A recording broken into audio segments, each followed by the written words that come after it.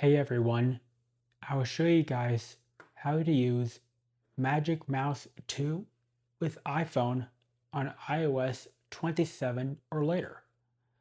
So let's get started. In order to use Magic Mouse 2, we'll go to Assistive Touch. Turn it on. Go to Devices, Bluetooth devices.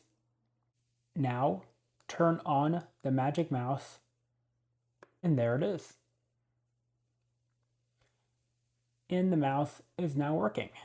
We can scroll, 2 fingers to go back, select stuff.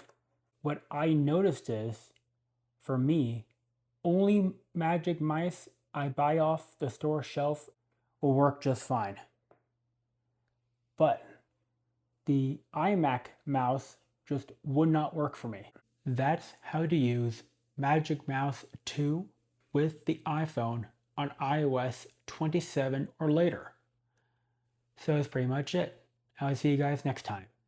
Peace out.